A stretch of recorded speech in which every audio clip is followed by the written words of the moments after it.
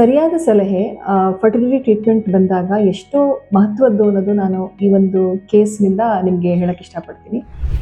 ನನ್ನ ಹತ್ರ ಒಬ್ಬರು ಕಪಲ್ ಬಂದರು. 28 ವರ್ಷ ವೈಫ್ಗೆ, 30 ವರ್ಷ ಹಸ್ಬೆಂಡ್ಗೆ. 2 ವರ್ಷದಿಂದ ಟ್ರೈ ಮಾಡ್ತಿದ್ರು. 3 ವರ್ಷ ಆಗಿತ್ತು ಮದುವೆ ಆಗಿ, ಬಟ್ 2 ವರ್ಷದಿಂದ ಟ್ರೈ ಮಾಡ್ತಾ ಇದ್ದಾರೆ.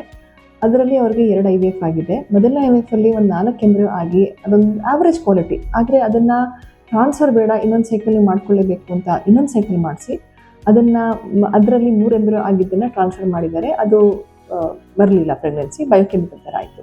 ಈಗ ಕಪಲ್ಗಳಿಗೆ ಭಯ, ಆ 4 ಎಂಬ್ರಿಯೋ ಇದೆ, ಚೆನ್ನಾಗಿಲ್ಲ ಅಂತ ನನಗೆ ಹೇಳಿದ್ದಾರೆ ಅಂತ. ಬಟ್ ಅದನ್ನು ಕ್ವಾಲಿಟಿ ನೋಡಿದ್ರೆ ಆ ಎಂಬ್ರಿಯೋನ ನಾವು ಟ್ರಾನ್ಸ್ಫರ್ ಮಾಡಿ ಒಂದು ಅವಕಾಶನ ಕೊಡಲೇಬೇಕು. ಕೊಡಲಿಲ್ಲ ಅಂದರೆ ನಮಗೆ ಆ ಎಂಬ್ರಿಯೋನಲ್ಲಿ ಏನು ಪೊಟೆನ್ಷಿಯಲ್ ಇದೆ ಅಂತ ಗೊತ್ತಾಗಲ್ಲ. ಸೊ ಹಾಗಾಗಿ ಅವ್ರಿಗೆ ಏನು ಹೇಳಿ ಕಳಿಸ್ತೀನಿ ಅಂದರೆ, ಇದನ್ನು ನೀವು ತೊಗೊಳ್ಳಿ, ಟ್ರಾನ್ಸ್ಫರ್ ಮಾಡಿಸ್ಕೊಳ್ಳಿ, ಆಮೇಲೆ ಇನ್ನೊಂದು IVF ಬಗ್ಗೆ ಯೋಚನೆ ಮಾಡೋಣ ಅಂತ. ಸೊ ಇದರಿಂದ ನಿಮ್ಗೆ ಗೊತ್ತಾಗ್ತಿರಬಹುದು ಸರಿಯಾದ ಸಲಹೆ ಎಷ್ಟು ಮಹತ್ವದ್ದು ಅನ್ನೋದು. ಇದು ನೀವು ತಿಳ್ಕೋಬೇಕು.